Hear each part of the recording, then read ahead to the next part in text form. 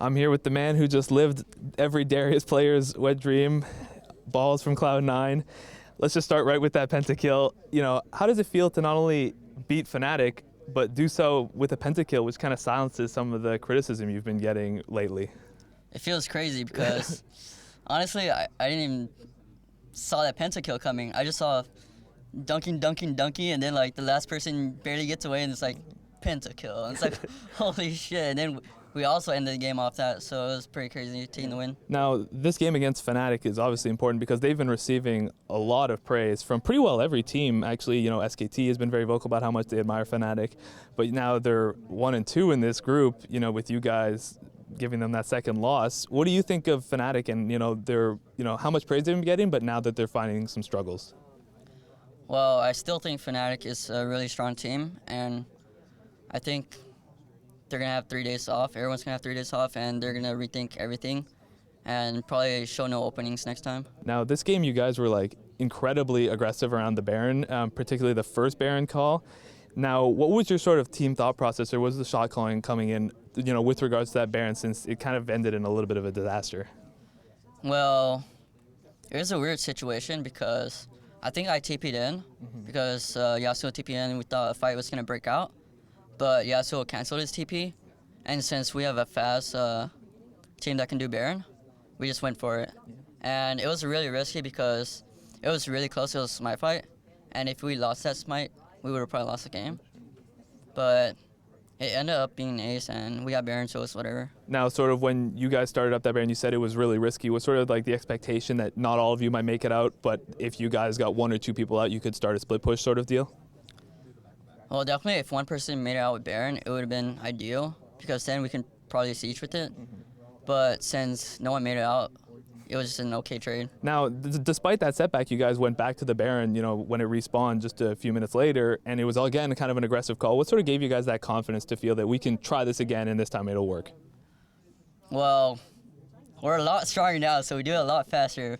And at that time, we saw someone on the other side, one of their teammates missing.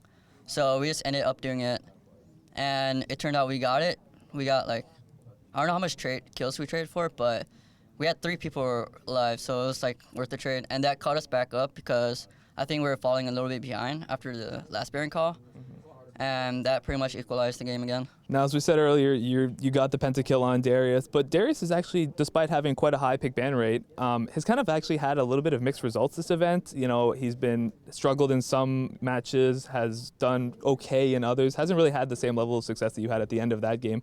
What do you think is contributing to sort of Darius having those mixed results?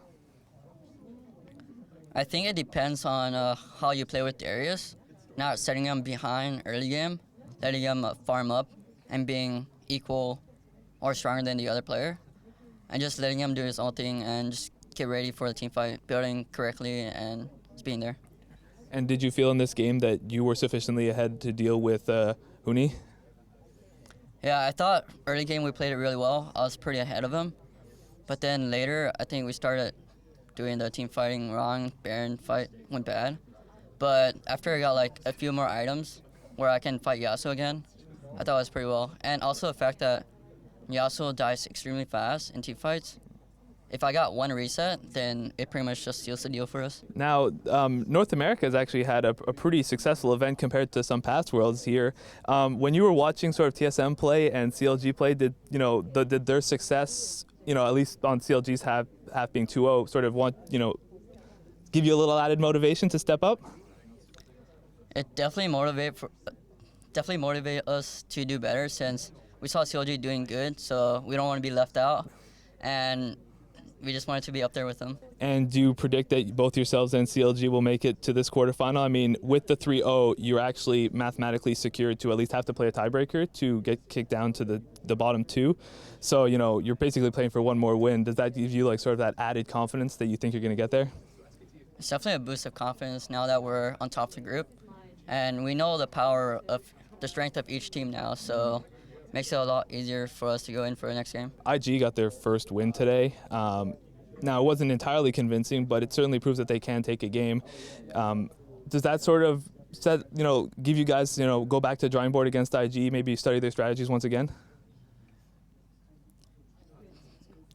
Their game looked really shaky still, and they pulled out different champions that I didn't expect to be played. So I'm not really scared of them for next game, but I won't underestimate them either. Thank you very much.